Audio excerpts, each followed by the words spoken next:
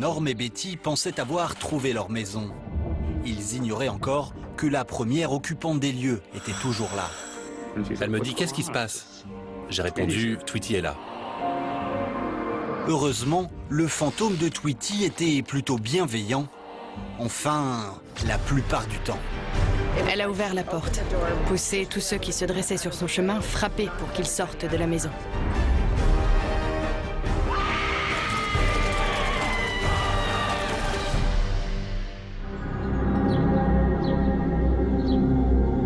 En fait, c'est mon mari qui a trouvé la maison.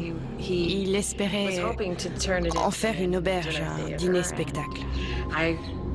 Nous sommes allés la voir ensemble et je me suis dit, oh mon Dieu, tu veux que je m'installe ici? Tu veux que j'y fasse une affaire? Pas question. Mais à l'instant où nous avons ouvert la porte d'entrée, nous nous sommes sentis chez nous. La maison brillait quand nous sommes entrés. C'était une sensation comme je n'en avais jamais eue dans la vie. Je sais que, avant nous, il y avait un homme et sa femme. Et il m'a dit que parfois, la nuit, elle avait très peur. Qu'il y avait beaucoup de bruit et des choses qui volaient autour de la maison. Il a dit que sa femme n'en pouvait plus. Il fallait qu'il déménage. Nous étions dehors face à la maison et je l'ai vue. J'ai vu cette dame passer à la fenêtre. Avec Norm, nous nous sommes regardés. Nous n'étions pas très sûrs de ce qui se passait. C'était très nouveau pour nous. Nous découvrions complètement cette maison. Je savais qu'il y avait quelqu'un ici. Mais je savais que si nous emménagions, tout se passerait bien.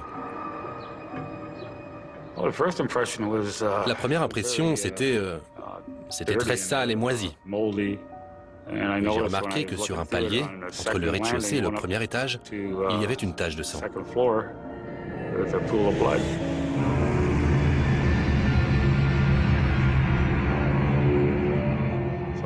Alors nous avons essayé de l'enlever, cette tache, avec des produits chimiques, ce genre de choses. Mais elle ne partait pas. Alors j'ai décidé de la peindre. J'ai utilisé une peinture ordinaire. J'ai utilisé de la peinture à l'huile. Quelque chose comme 8 couches de peinture. Et la tache réapparaissait toujours.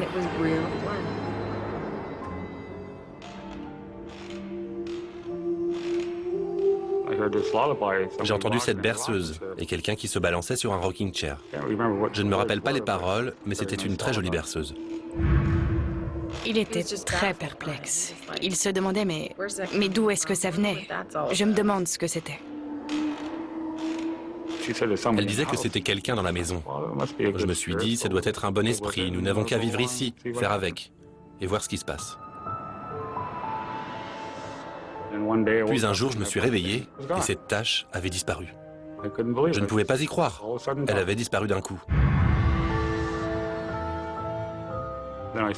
J'ai fait des recherches sur la maison. J'ai trouvé qu'une femme avait construit cette maison en 1872. Elle s'appelait Tweety Mill. Quand nous avons trouvé son journal, c'est là que nous avons fait le lien entre les choses et nous pensions... En fait, c'est à partir de là que nous nous sommes mis à appeler tous ces phénomènes Tweety. Mon fils, qui a 18 ans maintenant, faisait de l'asthme. Il était tombé très malade et je l'avais emmené à l'hôpital. J'étais en train d'attendre et Norm m'a dit « Rentre à la maison, va faire une bonne sieste. Et quand tu seras reposé, reviens. » Alors je suis rentrée. J'étais toute seule à la maison, il faisait jour. J'avais accroché mes vêtements. Dans ma chambre, il y a des toilettes et je suspends mes affaires à la porte des toilettes. Dehors, il faisait jour. Alors, pour pouvoir dormir, j'ai fermé les volets, les rideaux. J'ai éteint les lumières pour avoir le plus grand calme et je suis allée me coucher. Quelque chose m'a réveillée, peut-être 2 heures après que je me sois endormie. Et je ne sais pas ce que c'était.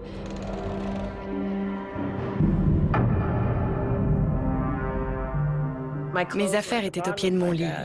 La lumière était allumée dans ma salle de bain. Je ressentais l'envie de partir.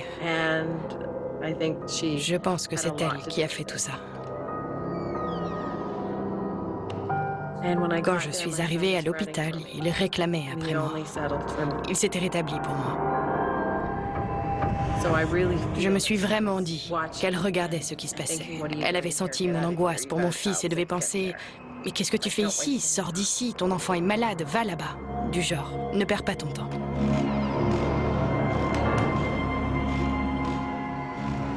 Je crois qu'elle est très protectrice avec moi. Avant, je ne croyais pas aux fantômes. Je me disais, je croyais qu'ils existaient, mais je n'en avais jamais vu. Alors, j'avais un peu peur parce que cette maison, elle avait l'air... On se disait qu'il pouvait y avoir un fantôme, vous voyez? J'étais en train de dormir. Cette nuit-là, je me suis réveillé parce que j'avais entendu de l'eau dans les toilettes. Je suis allé voir.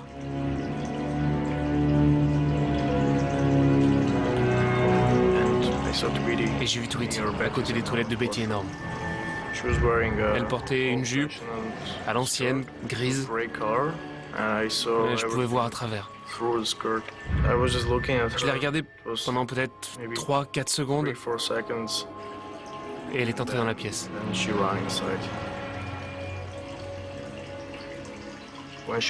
Quand elle s'est déplacée, la jupe a fait un bruit comme...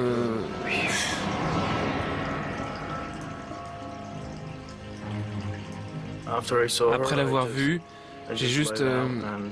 Je me suis allongé et je ne pouvais pas fermer les yeux. Je pensais à elle, je regardais le plafond et j'étais effrayé, comme jamais auparavant.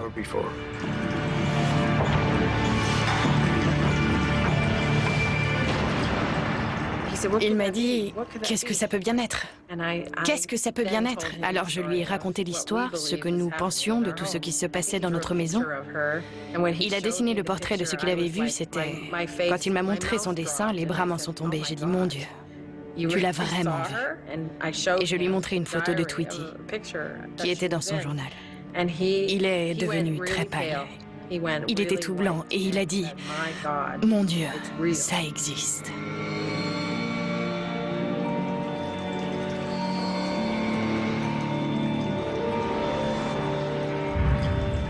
Certains de mes amis ne m'ont pas cru quand je leur ai dit que je l'avais vue. Mais je sais qu'elle existe. Et c'est tout ce dont j'ai besoin.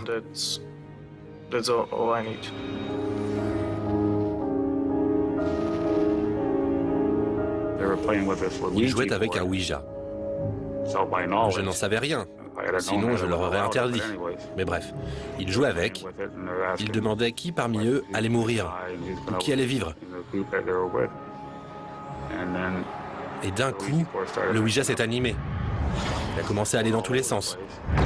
Après, les portes se sont ouvertes et il y a eu un grand souffle de vent dans la maison. Les bougies ont été soufflées. Les garçons hurlaient, c'était un cauchemar. Il y avait... Vous pouviez le sentir. Vous pouviez sentir les courants d'air et... La maison était froide comme de la glace. Tweety n'était pas très contente. Christian a été littéralement projeté. Il était pétrifié de peur. C'était comme si elle avait ouvert la porte, poussé tous ceux qui se dressaient sur son chemin, frappé pour qu'ils sortent de la maison. C'était comme si la présence de certaines personnes la dérangeait. Fallait les mettre dehors.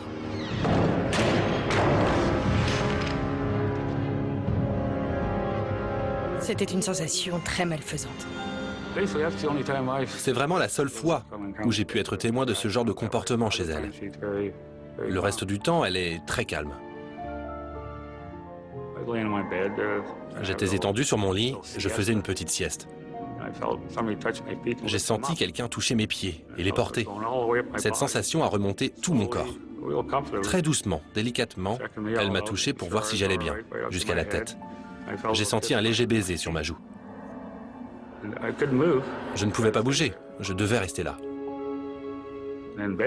Et puis, Betty est arrivée. Elle s'est allongée derrière moi, mais elle ne pouvait pas s'approcher. Elle a dit « Qu'est-ce qui se passe ?» J'ai répondu « Tweety est là ».